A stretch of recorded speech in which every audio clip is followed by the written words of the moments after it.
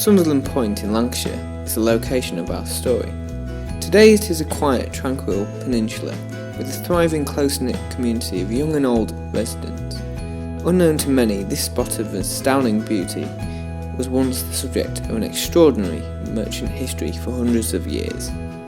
To understand its true importance to British maritime, we must first look as far back as the travelling Romans, who have been documented to have sailed on numerous occasions up the estuary on which the point is located.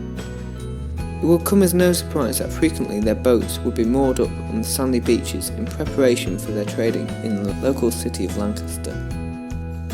Almost all of the buildings which stand today were built by Robert Lawson between 1715 and 1720. In fact, when you take away the existing aerials and modern technology, you find that you really are sent back into an authentic village of the 18th century. In 2006, the point was invaded by a swarm of film crew and became the location for much of Philip Pullman's adaptation of Ruby and the Smoke, featuring Billy Piper and Julie Walters. Many recognise the port of Lancaster, 7 miles north of Sunderland Point, as being the British trading port that completed the slave triangle between America and Africa. But before Lancaster was established as a port, it was in this very place that boats lined with cotton were being offloaded and sent straight to the masses of cotton mills which covered the county's industrial landscape. The parish church, which was situated right in the heart of the community, was built by architects Pally and Austin. They began work in 1894 and soon developed a reputation for more impressive churches. The mission for them was to build just from brick, as this will be easier to transport and handle. The reason for this was that the railway would have reached Lancaster, bringing modern materials for the architects conveniently. To reach Sunderland Point nowadays, there is a tidal road covered for several hours each day at high water. When the church was erected, materials may have been brought by boat on the River Lune, as Sunderland Point was a busy port until the railway took all the trade.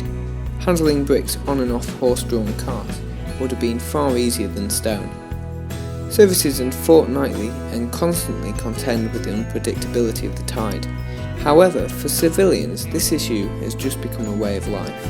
This impressive building housed Lawson and was what became the community hall. It once consisted of an 18 feet square dining room, 4 bedrooms, a double coach house for Lawson's horses, a butler and cooking pantry, and 2 servants' rooms. For a Quaker, Lawson was living quite a luxurious lifestyle. The view out across the estuary is exceptional, and one that none of the inhabitants have ever taken for granted. Along the quay at Sunderland Point are a number of other fine Georgian dwellings, well protected against the weather, one of which is a former hotel. The port of Lancaster, once the 3rd largest in the country, was part of the slavery triangle. The master of a slave called Sambo left him at Sunderland Point whilst he travelled on to Lancaster to undertake his business with the rest of the world. Sambo died in 1736 in the old brewery, which still stands on the corner of the pathway that leads to his grave. Sambo's grave is not situated in the village's cemetery, but on unconsecrated land, as he was not a Christian. The grave almost always bears flowers and stones painted by local children of the school and church. What is certain, though, is that his story has touched the hearts of many people for over 200 years. In 2006, Billy Piper and the BBC chose to use Sunderland Point as a filming location for their film Ruby and the Smoke. Staying at the Globe Hotel in the adjacent village, for 2 weeks Piper and the crew filmed outside locations of the peninsula and inside some of the terraced houses. Set in Victorian Britain, it was an ideal location as much of the needed privacy for filming was maintained by the very supportive and welcoming neighbourhood. Of course, the tidal factor did not make their filming schedule easy for those who had to go to work early each day.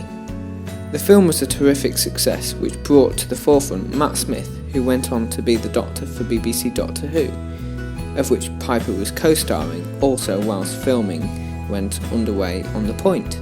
Sunderland Point is little more than a mile long and a half-mile wide. Within this small area is a diversity of natural habitat, sea and beach on the west shore, tidal sea and fresh water on the east shore. The water brings visiting seals and occasional dolphins and porpoises. At the right time it is possible to see salmon jumping and swarms of jellyfish. Tide lines can be thick with the discarded shells of crabs as they change old shells for new. The cotton tree was a well-known and much-loved feature of Sunderland Point, familiar to generations of villagers and visitors alike. It finally toppled over on the 1st of January 1998, the victim of old age and the fierce gales that struck the area on Christmas Eve. It is estimated that the cotton tree was between 200 and 250 years old.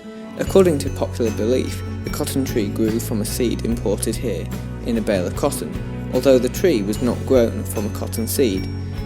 The normal tide range in the estuary at Sunderland Point is about 8 metres above sea level. At its extremes, low tide is less than 1 metre and high tide can be over 10 metres. When the causeway is covered, Sunderland Point is cut off from the neighbouring villages, and the only way to reach the point is by boat or walking through the fields at the water's edge. The point is defined by water, ever present and ever changing. More recently, Sunderland Point has been under threat from coastal erosion. The point is estimated to be eroding by 1 metre a year. The locals say more, but official figures state about 1 metre. Sunderland Point is a popular destination for many visitors and well worth going.